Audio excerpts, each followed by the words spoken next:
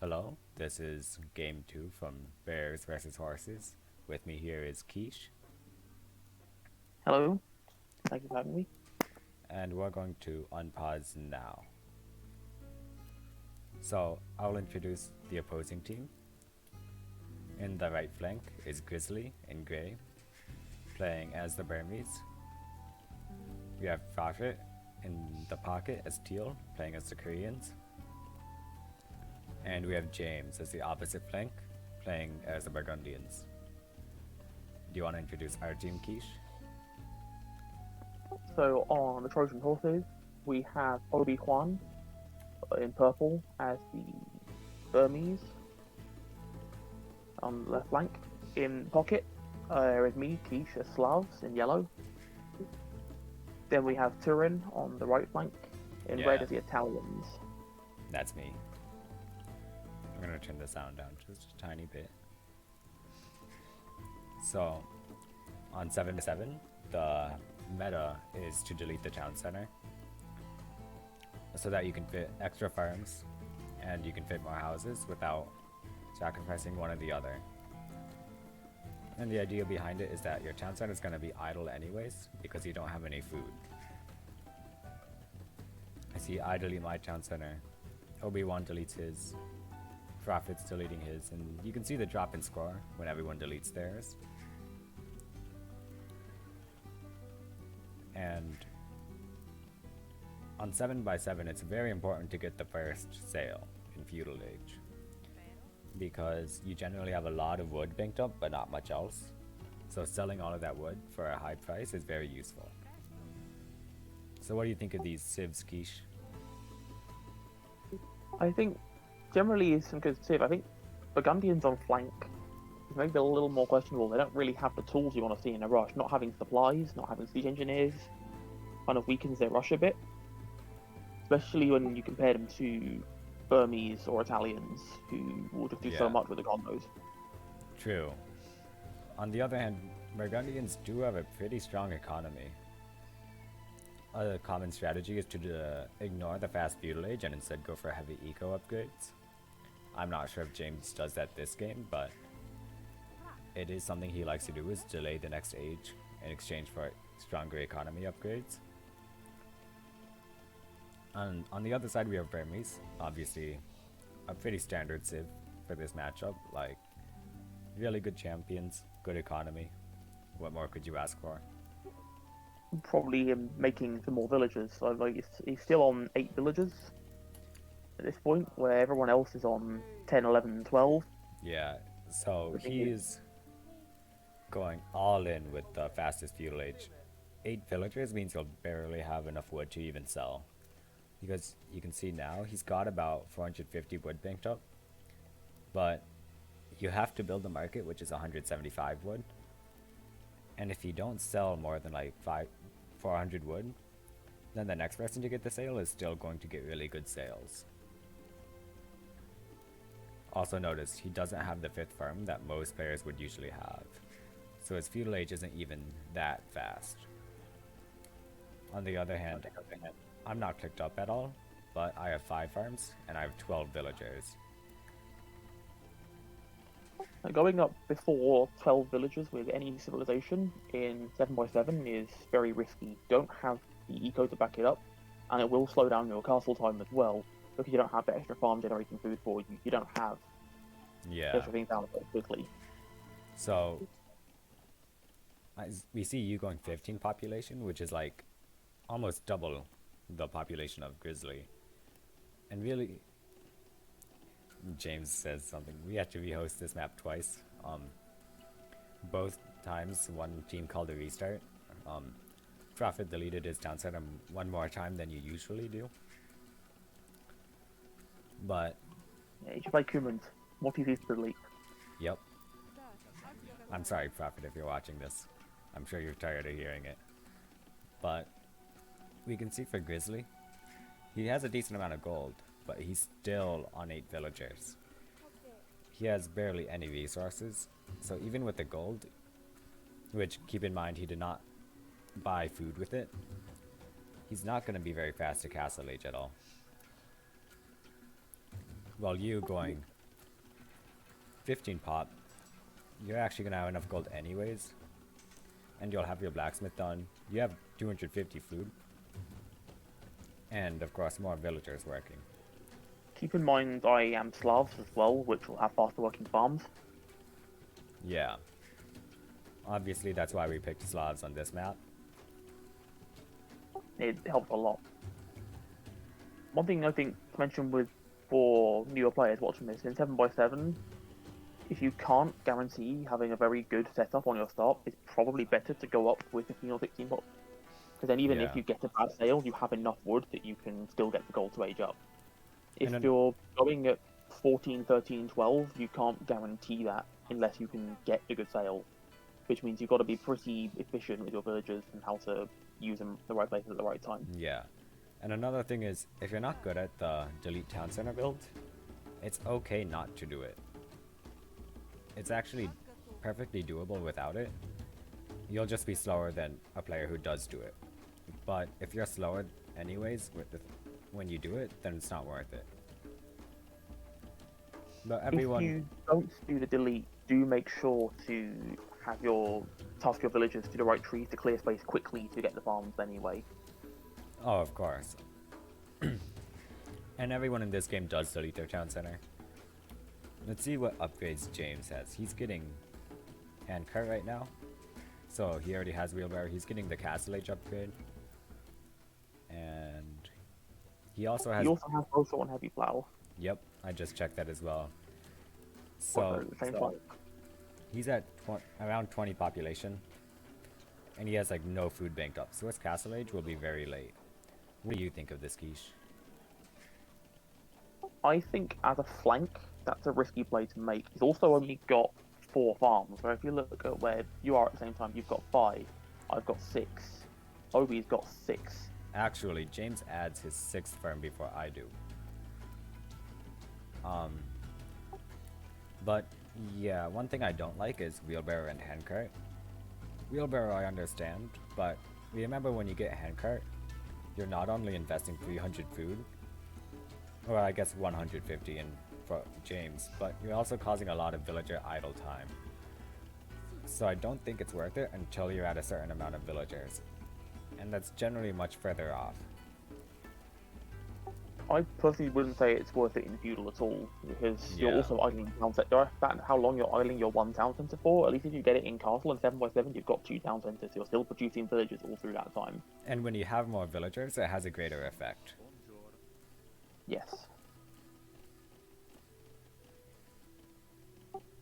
So I So, think this also shows how castle ages are being hit. It shows a Yeah. really strategy of trying to go for the very fast feudal age did not pay off long term. You're actually idling a town center now as well. so let's compare the villager counts. James is at 26 villagers, and you, Keisha, are at 25. So going to Castle Age also idles your town center. But the advantage is you get to have 2 town centers. Which means you'll catch up quickly. Yeah. And that's actually something I agreed with James for a while, is going very late to Castle Age. But I learned the hard way in my games against Shania on 7x7. He was up to like 10, 12 villagers ahead in Castle Age, and that's just too much. There is almost a sweet spot. You don't want to go up too early, because if you go up too early, you don't have the space for the town centers. You can't afford extra villagers, but have the fund for it. But if you go up too late, your economy is so far behind that it'll be a lot harder to come back later in the game. Yeah. And another thing is, if you go too early, then you're idling your town center at an earlier time as well, and you don't have many villagers working. Usually, I suggest around 25, and 20 is the earliest. And I would actually say like 22 is the earliest. But generally, one to aim for is 25. I think 25, I think 22 to 25 depending on the civ. If you're like Italians or Slavs where you have a bonus that will help you to go up earlier and recover quicker once you get there, it may be worth blowing up a villager or 2 earlier. On the other hand, as Burgundians, it's alright to get those Castle Age upgrades in Feudal Age, so a later Castle Age time does not hurt the most. You can save on the town centre idle time when losing resources if you get those upgrades on the way up to the age. then if while the town center's idle anyway from making villages, you can swap 2 houses for a lumber camp and a mill, get the castle age upgrades, and swap them back to houses and keep producing once you get to castle age. Well, there is still a very big difference between going to feudal age and going to castle age, so I understand it somewhat. But what I don't like is only having 4 farms right now for James. 4 farms is not enough. In Turbo, for 2 town centers, you need, I think it's 5 farms to keep production. When there's still like class holes. As I say that, he more than doubles his farm count. So maybe he just wasn't looking at the moment, but now he's at 10 farms, which is very good. I think I am at a similar amount. I'm at 9 with space for a 10th, although I'm not using it. So if we compare villager counts again, Quiche, you actually have the highest. You're like 7 ahead of James. I'm like 4 or 5 ahead of James.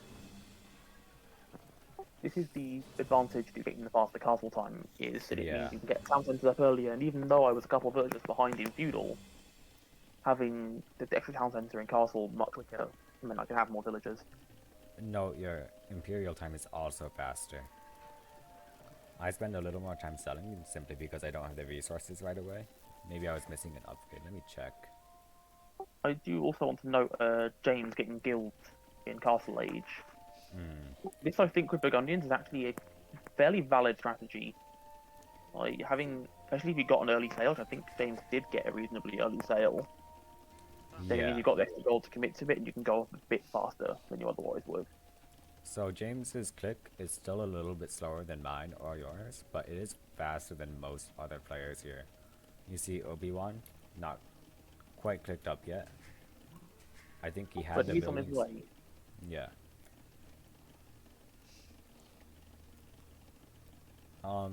Obi's a bit short on food. He only got 800 food at this point. Yeah. He has a I guess decent it's a build difference order. as well between Burmese and Burgundians. It's because Burgundians have handcart earlier. Maybe that made up the difference. Extra food, even with a similar farm amount. It meant James got the slightly faster imperial time. Hard to say. But it's also worth noting that OB is about 3 or 4 villages ahead of James on click up. Yeah. That's what you get with the later click up, but of course he will be researching for longer, so it will even out. On my side, what do you think of Italians against Burmese? I think, if I hadn't seen the game, I think Burmese would have a slight advantage here. Because Italians, yes, you can open with the condos, but Burmese, the extra attack on their infantry and the slightly stronger siege options do help them in this matchup. Yeah, I think it's pretty close. Obviously, Shania defeated me pretty comfortably when he was Burmese and I was Italians. But that's also Shania on human 7x7, and Shania is like a god at 7x7. Yeah, Shania is pretty good at that. And I think some of that came down to build order. Obviously, in the 1v1 tournament, I defeated Shania as Italians against Burmese. And I think the difference there was because we had more time in a 1v1 map, the build order mattered less. But Shania is obviously very good at his 7x7 build order. Like, as you're saying as well, the map size definitely would have helped in a 1v1. Like, the flanks here are quite far apart between you and Grizzly, but it's definitely still closer than you would have. Yeah. Even just having a tiny map between you, it's definitely not that much. Like, a tiny map, not that much smaller when you think about it. So we look at Obi-Wan. He's cleared a lot of space, but he hasn't built a market yet. I think this is something he could improve upon a little bit. Is when you go to Imperial Age, the reason you go is to make space and make units. But he's making space, he's not really using it. If he built a market so that he could get more town centers, start to research, that would be what benefits him. Because extra space means nothing if you don't use it. The market should really be one of the first things you put up with space once you're in the Imperial Age. It's just so important to get the extra couple hundred stone, which you can then use to put up more town centers, make more villagers, and have the economy to take the fight. Yeah. He is Burmese with an Italian ally though, so maybe there is some complacency in the fact just how strong Burmese condos are. Yeah, but if we look at James, he's already on 5 town centers. If you look at the villager count, he's at the highest right now. Obi-Wan 75, he's like 6-8 behind. And James is also getting his researches right away. This is something he's good at. He does not slack on researches. He gets them quickly and he gets his production up. This is very important to do at a flank. If Yeah. you don't have your researches, you don't have your production, if suddenly your flank is further ahead than you thought, you'll just GG straight away. Yeah. I think 5 town centres was the right call to make here. It means you have enough town centres to produce villagers to get a sustainable economy, but not so many that you end up running out of resources before the fight starts. Well, one thing is, it's only worth it if you're on top with houses, and he is a little bit housed. He's making houses, but he's making one at a time. So he's still consistently housed, and only really producing out of 3 or 4 of them. But if you compare that to Obi, who was sustaining production out of 2 town centres, has got plenty of population space. I do think you probably could swap a few houses for a town centre, like he's got 70 population space and only 2 town centres. This is a bit... You need at least 3 town centers in a rush. I'd even argue 3 is not enough. Yeah. 3 is... On 7x7, No. it's understandable because you have to buy extra stone and make extra space. But you should be at least 3 or 4, and you should definitely be closer to 5. I'm actually only at 4 right now. That's a bit of a mistake. But I am massing condos. The difference is you've got 4 town centres, 3 town centres, however many it is, I can't like 4 town centres. Yep. But you can still keep producing a decent enough economy, and the fact that you have the condottiero as well means you don't have to commit to the upgrades that Grizzly would have to do as Burmese on the flank. So maybe you can drop a town centre and still be okay because you don't have to commit to upgrade, you don't need as much resources. Yeah. So the fighting begins between Obi-Wan and James, and we see Obi-Wan starts to freak out. He thinks the condos are not working, so he immediately starts researching supplies and two-handed sword and, well, men-at-arms, I mean. But this is definitely the wrong decision. Once you start, it's too late to transition, so you should, at this point, it's necessary to commit to condos, and they're not even that much different. In fact, with Burmese, your condos should be at least as strong as the champions. You have the same attack, the same armor, and higher health. Yeah. So in this fight, the condos should be winning. Both sides are fully upgraded. And you see, Obi-Wan is actually stabilized, but he has food banked up, but he's only at 26 farms. He's playing like he's Khmer. He's not making a mill. Let's check his eco upgrades. Yeah, he's missing all of them for the mill. I think with every civ you should aim to at least get horse collar. You can probably get away without the others depending on the civ. You should get the second one. The second one gives a pretty major bonus to your production. And I could at least understand if you delayed it for the sake of getting a faster rush. It is still 125, 325 wood, and that could be 2 or 3 condos, depending on how you use the red. Usually 2 or 3 condos is not enough to change a rush, though. And we see, speaking of condos on my side, this is how you should be using condos. You need to mass them right away, because that's their strength. You don't need to research as many checks. They produce faster, so the strength is in massing them. And that's what I did. I massed them from the very start. You also kind of, with some of them, just completely ignored Grizzly's army and just ran straight into their economy. And that is probably the right thing to do with the condos as well. They are very fast. So the thing here is that Grizzly cut back to profit. And I think even if you think you can't win, that's sort of a mistake here, because you're leaving the front of your base exposed. And that's... See, his economy's already gone, and it's been hardly a minute of fighting. And not only is his economy exposed, but so is profits. Like, cutting back is always a risk. If you feel you can't take the fight, I can kind of at least see why you'd think to do it. But it's never the right call. You should always try and cut forward at least a little bit and get down some defenses. It depends on the level, but yeah, it's generally not a good call. So obviously the sling has begun. You can start slinging at 35 minutes. So Obi-Wan has managed to stabilize his side. He's only 2 town centers, so only 40 on wood, which is not enough at all.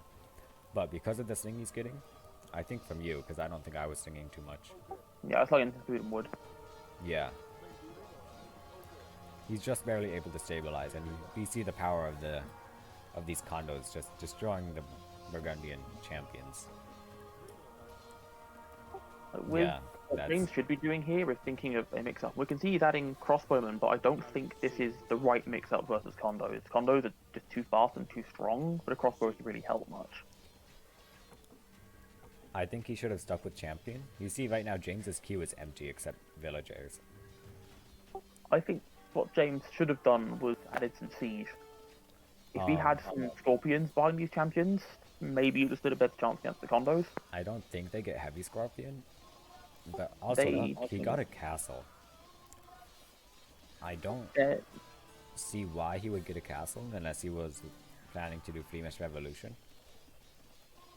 at this point, honestly, if he can, he should just do that because Obi's in his eco anyway. He might as well turn it back against Obi rather than ringing the town bell and idling the whole thing. Yeah.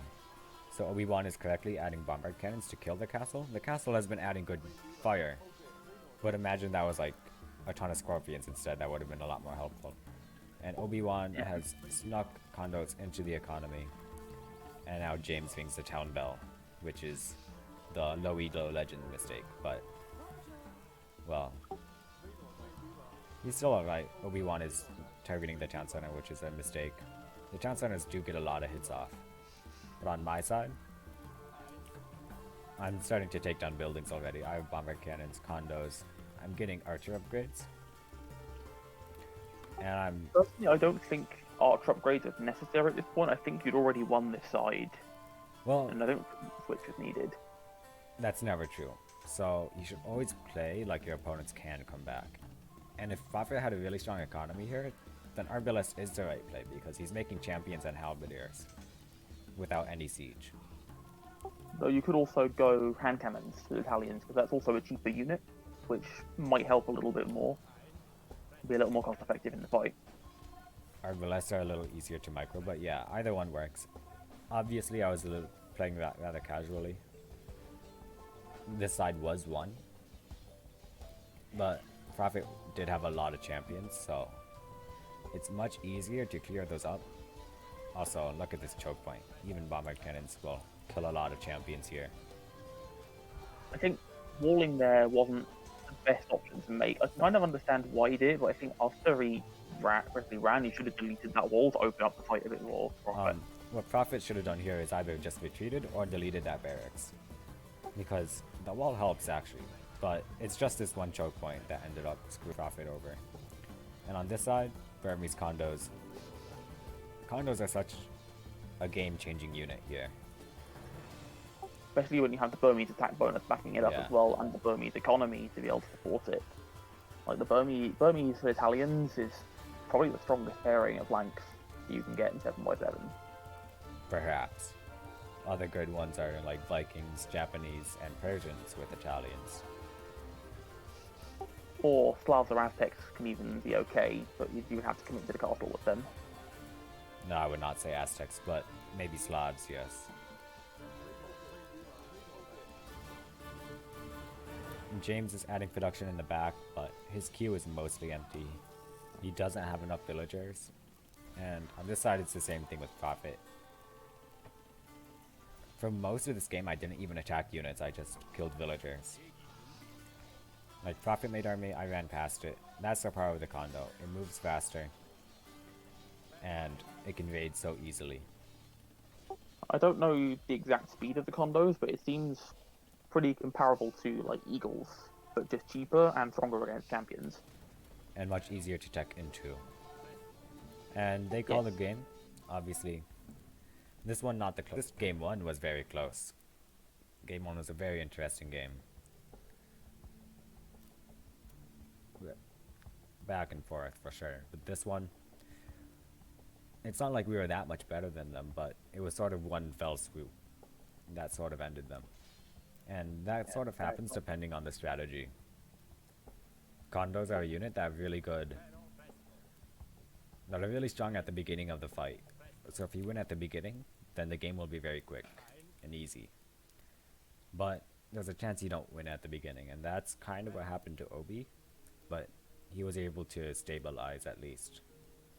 And with the help of your sling, even though you didn't really get to join in the fight, you did help out Obi a whole lot, because without sling, I think he would not be able to make it. Like,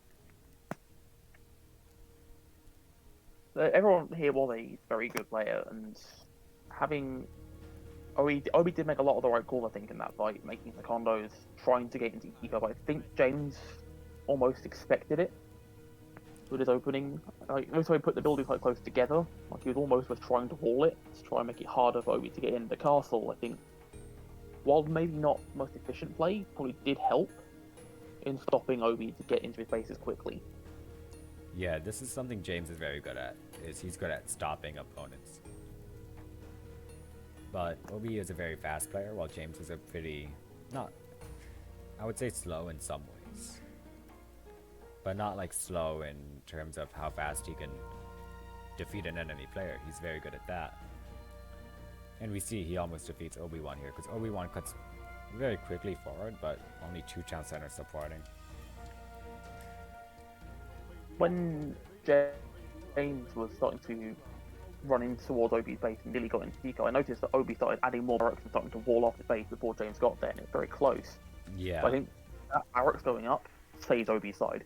It stopped James from getting into eco, because Obi did not have a great deal of eco this game. I mean, there was barely an economy to raid, but if James did raid it, then yeah, Obi-Wan would be dead instantly. But he does survive. We can look at the statistics. Let him go up. Me and Obi-Wan with similar units killed. Although he has 100 more units lost, I think that's expected. He was doubling down on condos on a side that had better upgraded units. Like, Koreans missed the last attack upgrade on their champions, and Prophet was doubling down on the champions a lot.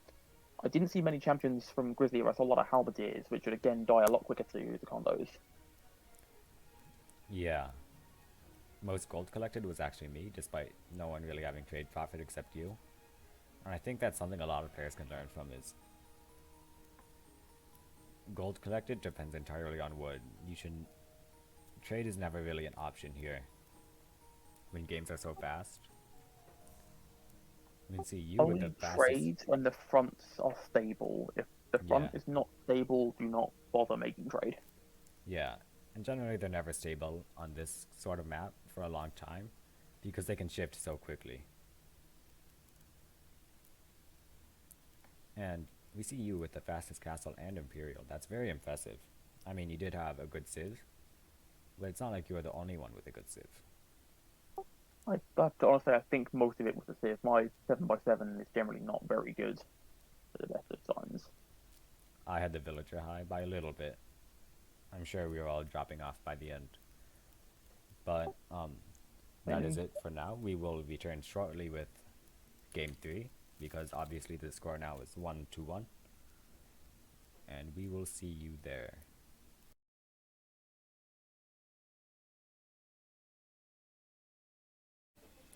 We are back with game 3 of Horses vs. Bears. Believe it or not, Quiche is still here. Say hello. Hello everybody, thank you for having me back. And once again, same players. Well, we're gonna start a normal speed right now. One thing I want to mention is we have mixed up positions a bit in Trojan Horses, in that we have got Obi in pocket this time, and I'm taking the flank in orange. Yeah. So, once again, I'll introduce the enemy team. In gray, as a flank, exact same as before, except now he's Aztecs. We have Grizzly. And once again, teal, pocket, Prophet, as the Indians. This is a civ he actually sort of likes. And once again, in green is standard color, James, as a flank, playing as Sicilians. Anyone do your team, Quiche? So on Trojan Horses, we once again have Serena flank as red, playing as a Sicilian. In pocket, we have Obi-Wan, who is playing as Malay. And then I am on the other flank in orange, playing as Bulgarians. Yeah, so this time we decided to let Quiche play in the flank. Um, Last game he didn't get to fight, so we kind of finished the job too early last game. So this time he is playing as his favorite civ, Bulgarians. And Obi-Wan is a pocket. He's a good pocket and a flank for sure. He's a pretty good player overall. And I'm just holding down the flank on this side. We don't want to get too carried away after a win. On their team, they haven't mixed it up too much. It's still me against Grizzly. So what do you think of the civs here? I think the Civs here are all round stronger than we saw last game. I think Sicilian's flank on both teams is a good call. Like Sicilians are a very generic Civ, I feel, but not in a bad way. They have siege onager, they have champions, they have a good economy backing them up. Faster building town centers means they'll get the villagers down faster. I think Aztecs at flank, maybe Indians would have been a better flank. So I feel that Aztecs' lack of guilds, I think, slows down their economy too much to rush as effectively some of the other civs here. I like Malay Pocket. Yeah. I think Malay having the time to boom, be able to get the castle, force levy two-handed swordsman would be a very good strategy here. And Bulgarian's flank, I think, is definitely the better slot for Bulgarians. I think the Consolidation falls off quite hard in late game, so you want to keep them at the flank so they can make use of their strong early game. Well, they're also a civ lacking guilds and a late game eco check. So how are they better than Aztecs? I think the difference between Bulgarians and Aztecs is firstly Bulgarians have the cheaper blacksmith upgrades and cheaper siege upgrades, but so they're taking less food. The fact that these require less food means you can save food to sell to be able to get more gold for other upgrades. It means you can open siege onager where you couldn't with Aztecs. It also applies to having free upgrades on your militia line, so you can always have two-handed swordsman on your opening. Where with Aztecs, if you've been a bit slow to sell, or your production down late, you might only have long swordsman on your opening. Yeah, the thing with Aztecs is their late game is almost unstoppably strong with some of the strongest champions, strongest siege, but they just can't get there so easily. Bulgarians also have a strong late game, and they have even more trouble getting there because they lack the wood upgrade, which is slightly more important. Aztecs also lack the wood upgrade. I'm going to double check that. I think they lack the farm one, but they also Aztecs They get lack the wood farm. Oh, well that's even worse. But they do get the +3 carry capacity, which does help. It lets a villager two-shot a tree on its own with full upgrades.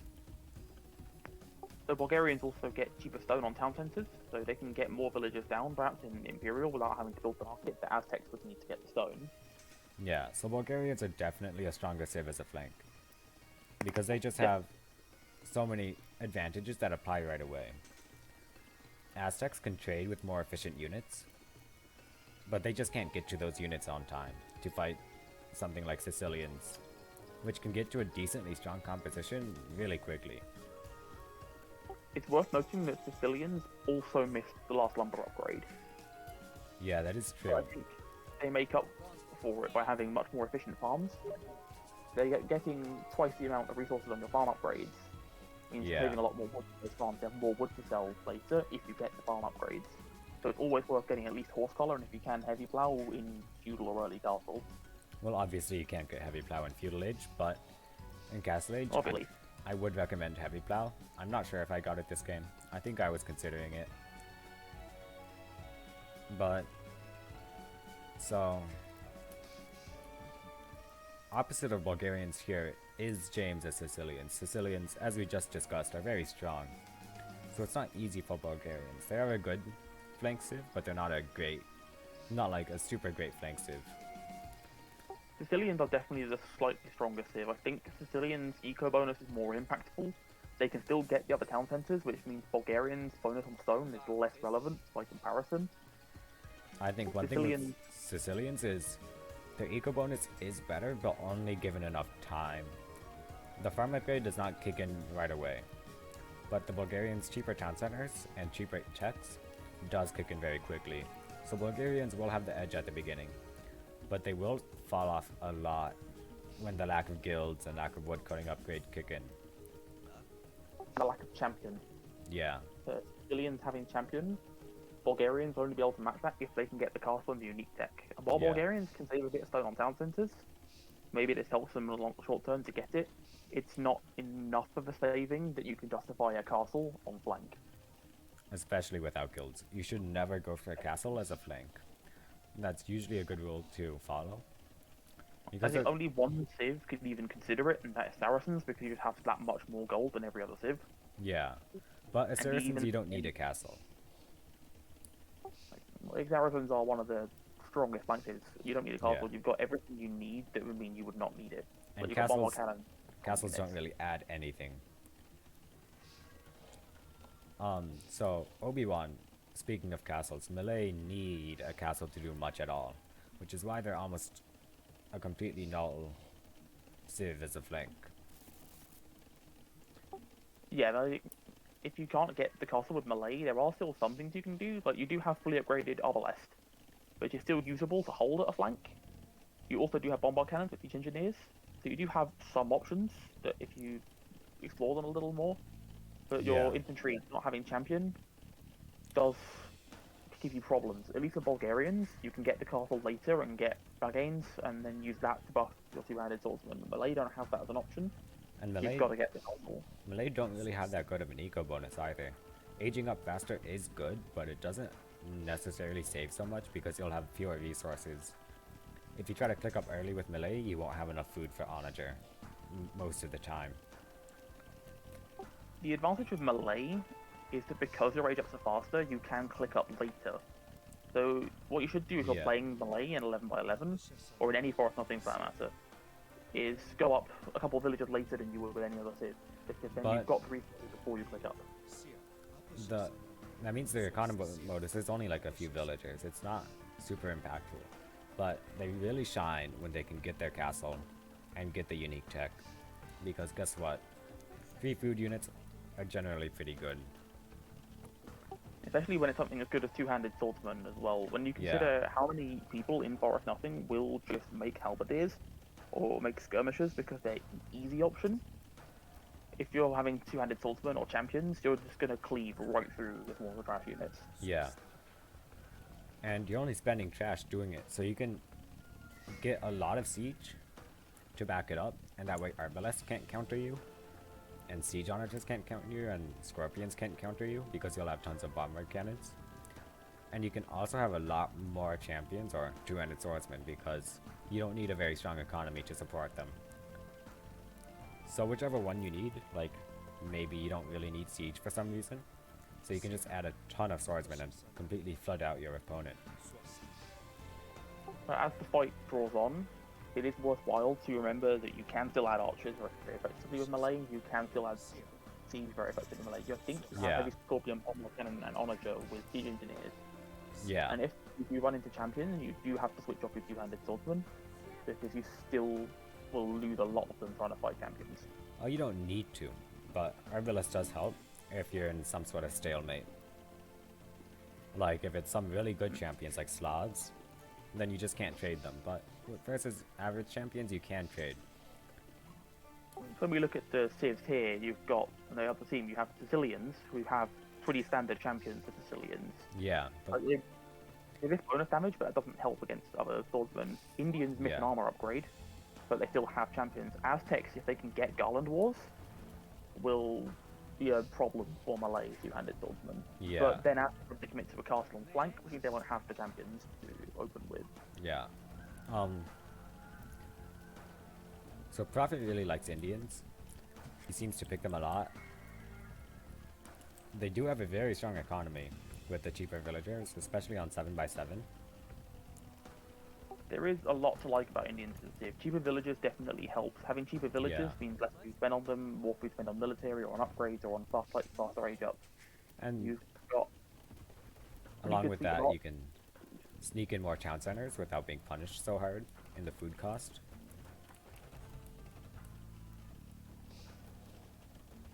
And you have hand cannons, which are obviously good.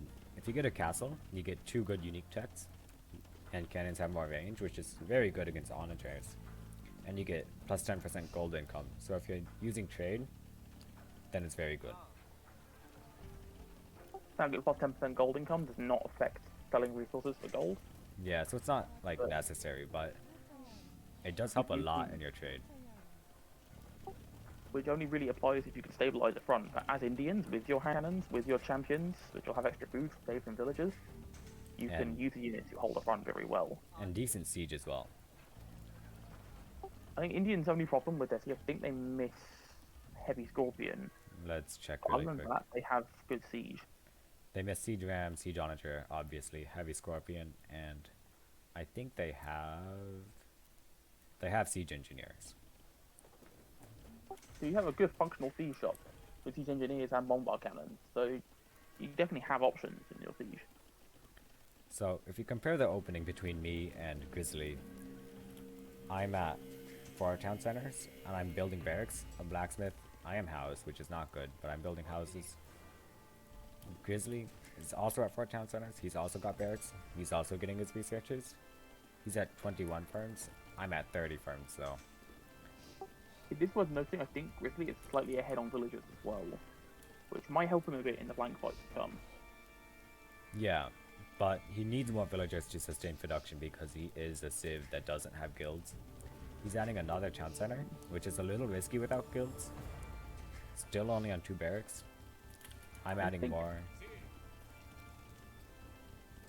I think 5 town centers is still the right play for Aztecs, because your villagers are still more efficient. And I think that helps enough that you can justify the extra town center on flank. You do have to be careful though. You need to have enough farms, which he doesn't quite have, especially when adding a 6th town center. 6 town centers is definitely not advisable. So, it's alright, but you need to be ready for your opponent. And is he ready? Looking at units here, he's got champions with partial upgrades, but you have 2-handed swordsmen with similar upgrades. So if he could open now, he'd have a good advantage.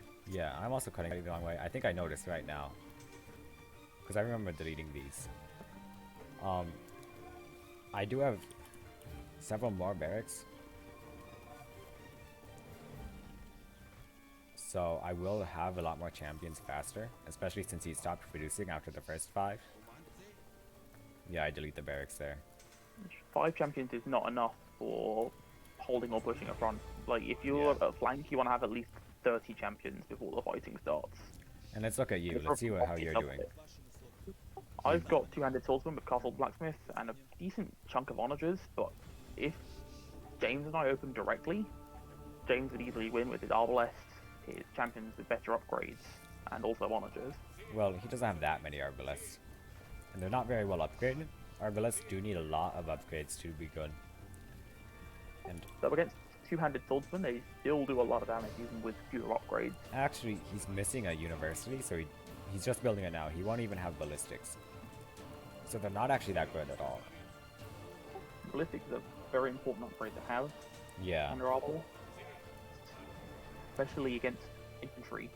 So the opening fight here is going to determine a lot, because you have a lot of onagers that can either be very good or very bad, and you're getting the siege onager upgrade now.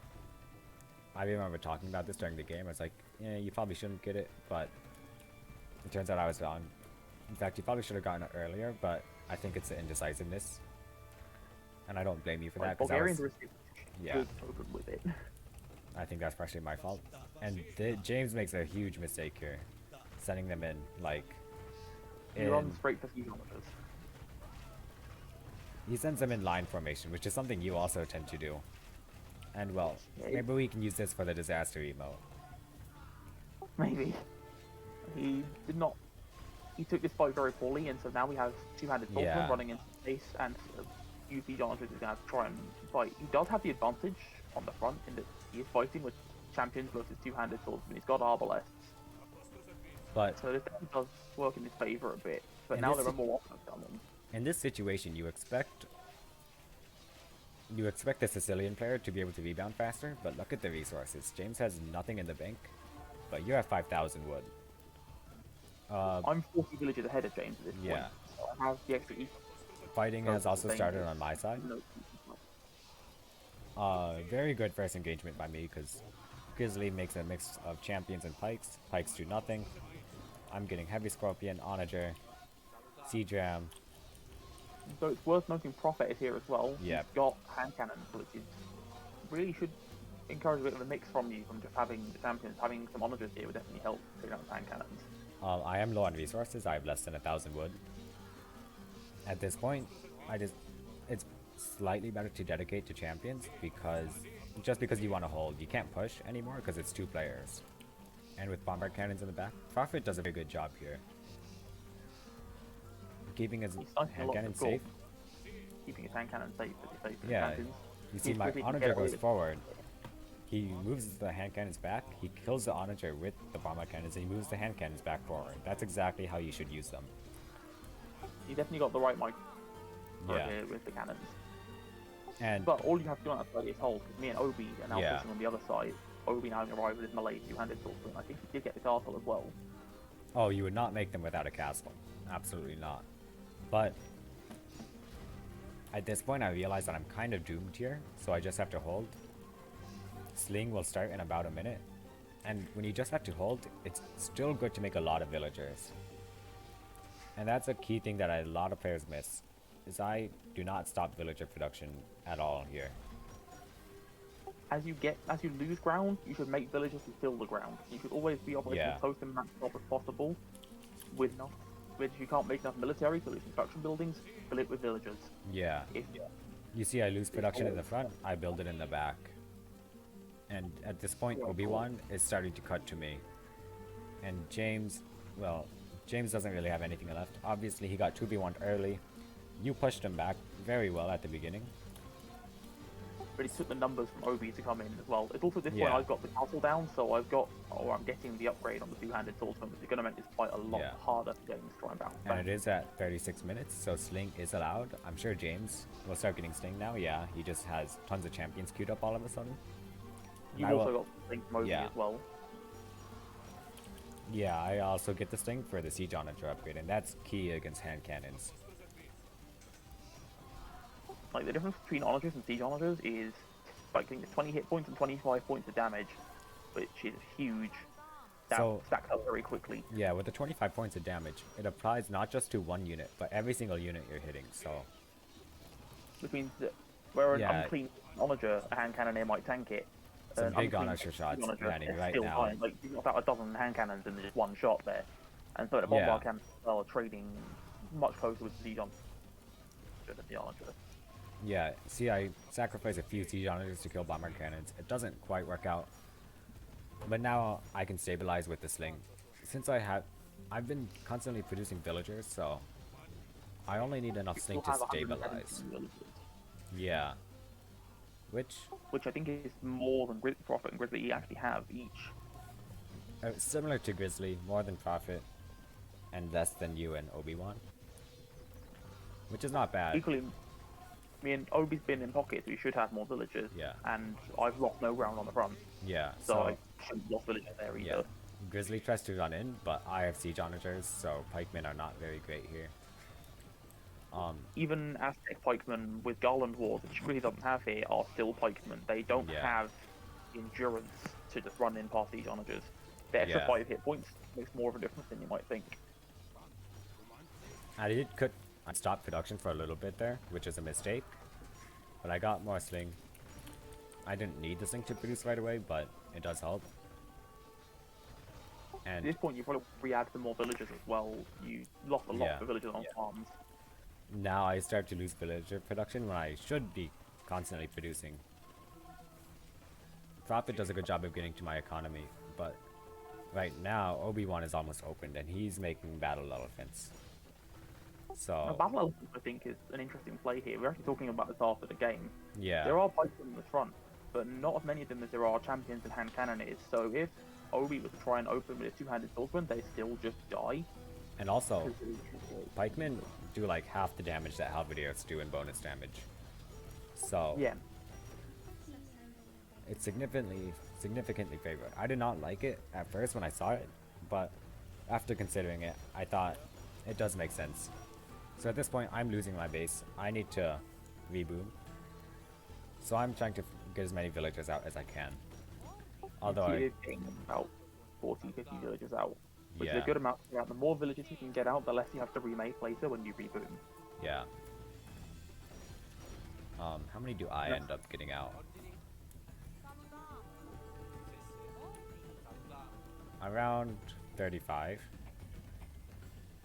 You're also noticing you're adding houses on the way back. I think is a little position of them probably could be better because it is creating a bottleneck for Obi's elephants. Yeah. I think you notice and start deleting some of them. Yeah, it's like, oh yeah, the ones back, yeah, definitely delete those. I should be deleting that one. I don't think I noticed it right away because I am starting to reboot. It is something that would have helped a lot if I did that right away. Yeah, he pings it now. I delete them. I see you adding 3 town centers to reboot with. I think that's a good call to make. I would do Actually, more. I would do when you more if I reboot- had a market. But It 3 is- is enough to start. 3 is enough to start while you put up the market to get the 4th, 5th, and 6th. As you reboot, Yeah. you probably want more town centers than you would when you first boomed. Because Yeah. it's just that much. You need to boom that much quicker. And I start to use empty space. I tell Obi-Wan to refresh his lumber camps because I'm using his space now. And I see he doesn't have any lumber camps done, so I tell him to do that. Refreshing lumber camps is a very important thing to do. I know something you call me up on all the time is refreshing lumber camps. It's something Yeah. a lot of people just seem to miss. I tell him to keep doing more and more. It is annoying to hear someone say refresh your lumber camps, but it helps so much. A lot of people don't realize how much it helps. Like, when you think about it, if your village is chopping wood, then moving 1 tile to go back and chop wood, or your village is chopping wood, then moving 20 tiles to go back and chop wood, they're just working that much more efficiently because they're not Yeah. spending that time they could spend chopping, walking. And if it's 10 tiles they're spending walking, they could have done another round of chopping in that time at 1 tile away. Yeah, so now it's actually Obi-Wan who is 1v2, sort of. Obviously, I was there for a little while. I managed to drain out all of the resources from Grizzly, which does help. But Like, Grizzly is back to pikeman now, so we can see that Obi-Wan is Yeah. swapping two-handed swordsman again to fight the pikeman with. yeah, but However, Prophet's still there with hand cannons at this point. yeah, Obi-Wan is starting to feel the pressure a little bit, so I need to also feel the pressure and reboot. You guys are doing well on that side, but now it's just you. But I am also now to Prophet's base, and it's worth noting that Prophet only has feudal blacksmith at this point. So That, he's not got- yeah, that is a if he big had the mistake. upgrades, like against Bulgarian two-handed swordsmen, having feudal blacksmith on a halberdier means you might as well be fighting with villagers. They are actually more effective than halberdiers at So that point. James gets a really good siege on a church shot on your champions. I was gonna screenshot it for the disaster emote. It looks like both players get some disasters in here. Yeah, I probably could have taken this fight better when moving in the two-handed swordsman. I should have sort of hesitated a bit more, setting the siege first to clear out. So and what then- you want to do here is you want to widen the choke point with your siege onagers.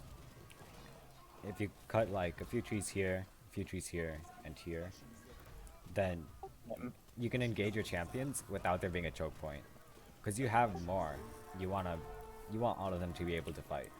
It's also worth noting how many hand cannons Prophet has lost here trying to go into the choke point past Yeah. siege on it, and just lost so many of them. And now his economy's not great. He hasn't been constantly producing villagers, like I said was so important. Meanwhile, He's got 160. Well, while you're Yeah. rebooming, you're still 100 villagers behind him on the reboom, but you're catching up. And your Yeah, villager amount increasing. I've lost over 100 villagers. And see, this is a thing with the reboom that I think is a little bit overlooked. It's always good to add trade when you're rebooming because it makes it faster. When you have the resources and when you have the safe front, like, since I only had 3 town centers, I can only produce villagers so quickly, but I can also start producing trade at the same time. Like if you're gonna reboom with 3 town centers, add like 5 markets. Well, you Yeah. can make trade. Having trade means you don't have to sell as much wood. Means you need fewer villagers on wood. You just need enough to sustain your farms and siege. Yeah, If you can get a good trade line, which since we'd already pushed James out of his base, you could set up a long trade between Obi and James. yeah. And here I am pretty badly housed. It's hard to find space in somebody else's base without stopping them too much. Maybe it's worth keeping Armador around, or there's some space further forward. If you look Yeah. sort of between my base and Obi's base, where you've got farms, there's a lot of space towards the wood lines there that maybe you could put some houses in if you refresh the lumber camps.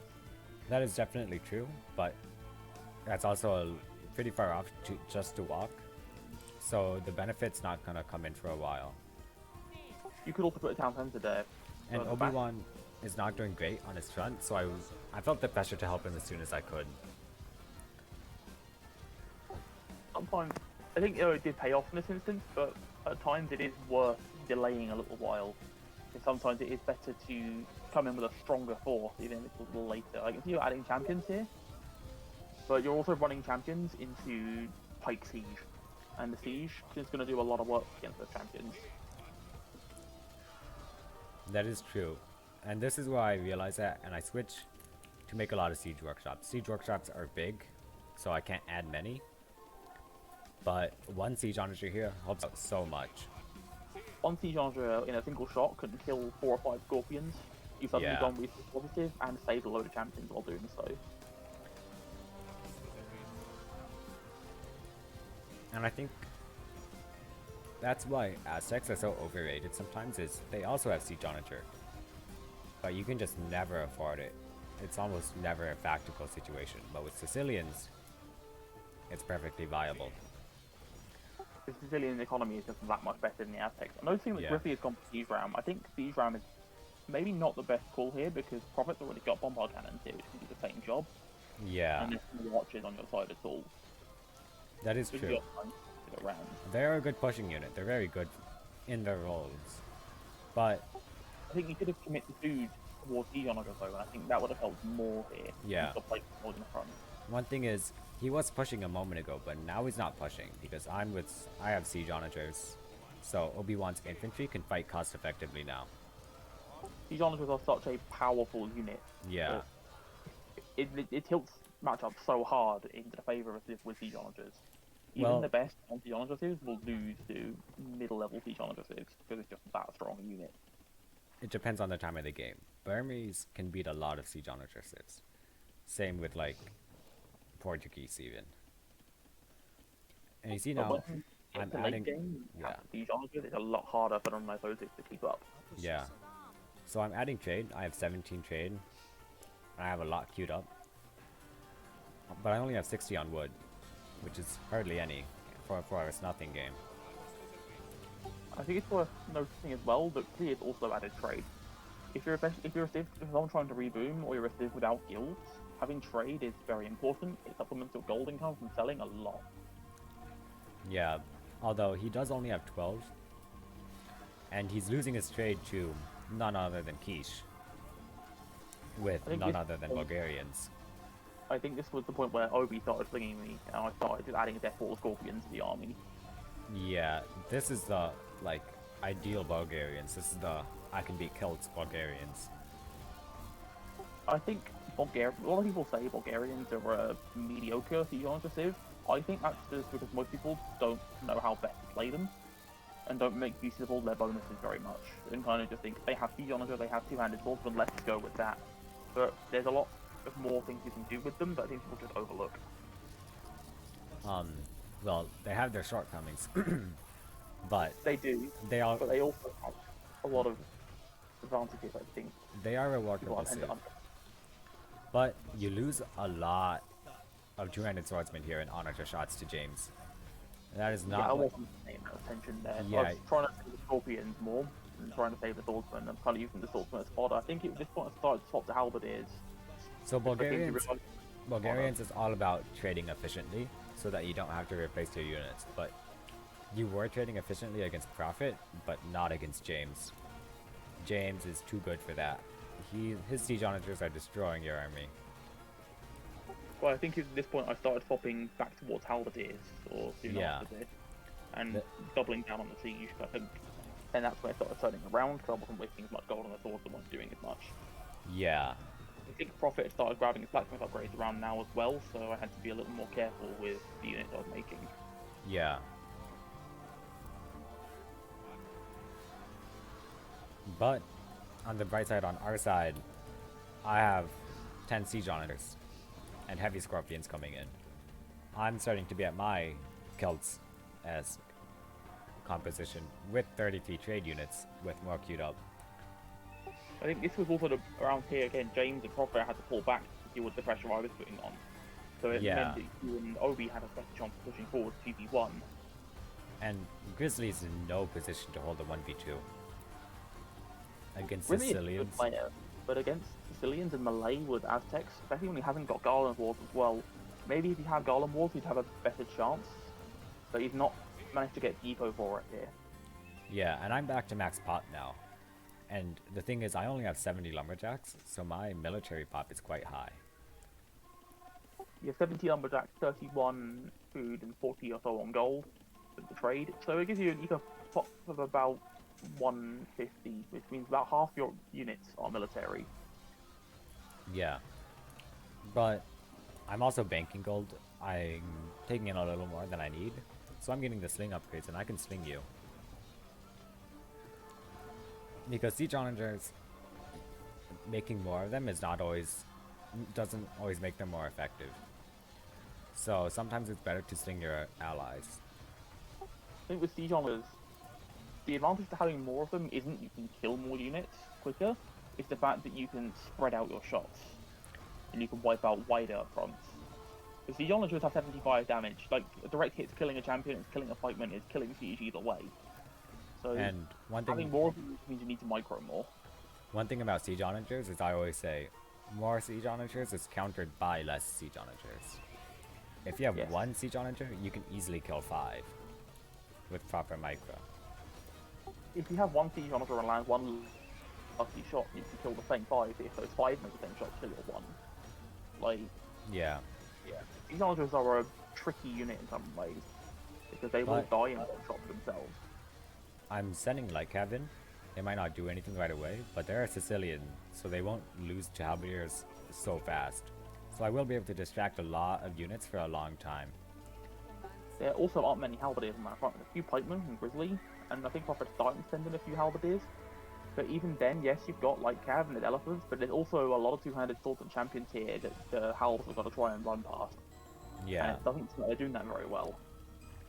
So I only have 30 firms, but I'm not losing any champions. Like, I'm losing some, of course, but I'm not losing enough to actually be at a food deficit.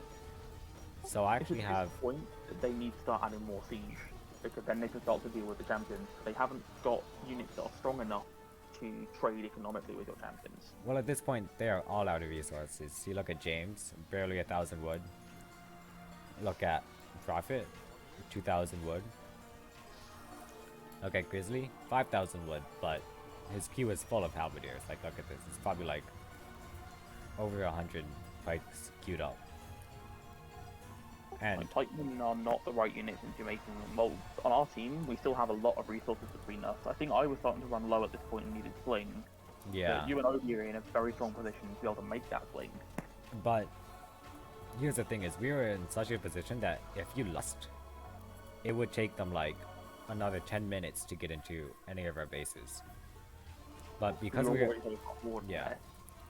because you pushed through James, yes, you destroyed James, so you have an extra base to sort of buffer yourself.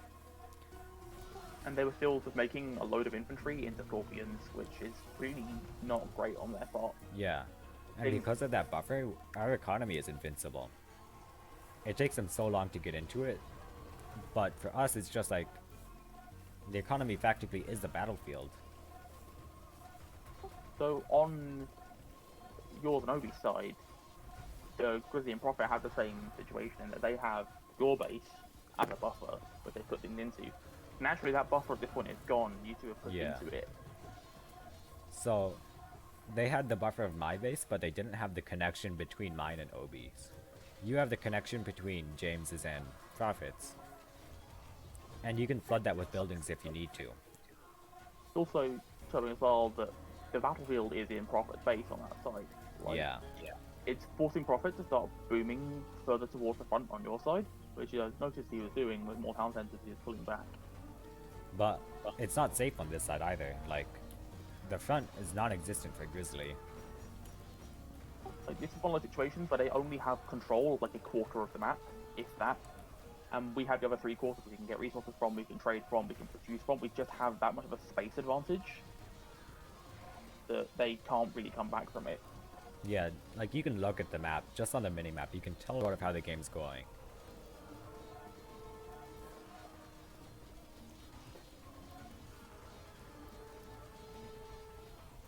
And one thing I like to say is, the more colors, the worse it is. Um, because if it's a Well, lot of colors, it means there's a lot of people in your base.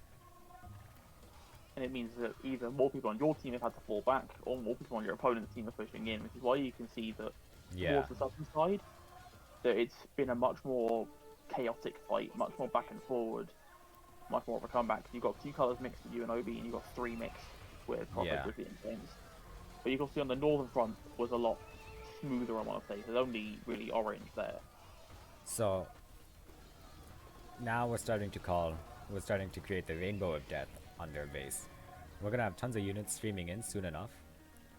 And they're all clumped together, so we kill all of their economies with just a single raid. You're pushing in from the front with tons of scorpions, trading very efficiently. I'm coming in with siege onagers, and even knights at this point. Like, I have all the resources I want. As Sicilians as well, if you can get the castle, your knights turn out to be very strong, and you don't need the paladin Yeah. upgrade from them either, which makes them 60 knights as well. Yeah, I have the cavalier upgrade queued, but not right away. One thing I do like to say is composition is iterative. Sometimes if you open the wrong composition, but you can suddenly add the right units later, you're still in a very strong position. But sometimes it's worth taking a risk, like adding in the cav like you've done, because it seems to be paying off a bit now, and adding the elephants like Obi's done. It was a big risk when you see how many pikemen and halberd on the front, but it seems to have paid off. It was a calculated risk. Obviously, right now, I have 40,000 wood. I'm making a castle. And I have 78 trade. And the only reason I don't have gold banked is because I'm stinging you, and you're destroying your side. You've got I've got a death ball of like, I don't check how many scorps that is actually. 20. 20 scorpions, 10 I'm siege seeing- onagers. I'm seeing 48 scorpions, like I got a slightly different time. Oh, maybe that's your scorpions. Yeah, Oh yeah, that's you're not at much. 48. You're about 20 to 25 with Yeah, siege onagers. yeah. So the siege we've got on the side, the only way they can answer this is with their own siege. They need bombard cannons here, they need Yeah, siege onagers yeah. here, but they just don't have the eco left to do that. Like James has still got some onagers, but not enough of them. So you're calling First Crusade here. Oh yeah. This may have been the game changer. I'm not. Maybe not. But I'm going to pretend like it was. I think they saw it in GG. They didn't want to Yeah. fight it. The game is called The Rainbow of Death is concluded.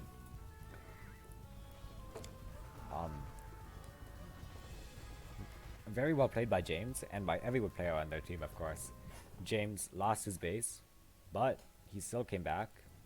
Obviously, I came back a little smoother because my team was in a better position. But I had to give a lot of credit to Prophet as well. Like as he was losing ground from being pushed in the north, he was falling back quickly into Grizzly's Yeah. base. And he was GG's up. He was booming pretty hard still.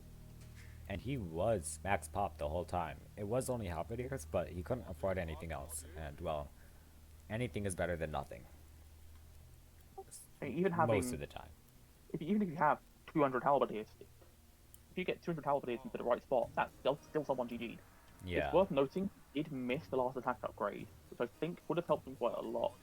Especially It would. given this matchup where the armor comes into quite a lot against Bulgarians, for instance, or against the Cavs that you've got, especially since Grizzly didn't have Halberdier to fight the Cav or the Elephants with.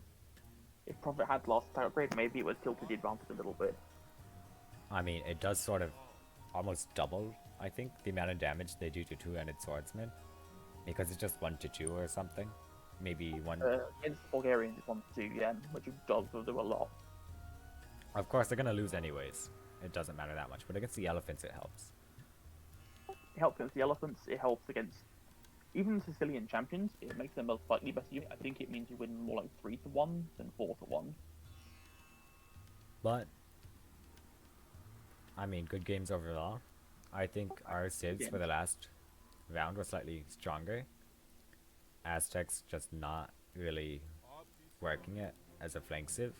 Grizzly, Aztecs are a better yeah, time to boom into your upgrades, and Indian's definitely a better flank civ because you don't need to go into your castle because you can do okay without it. yeah.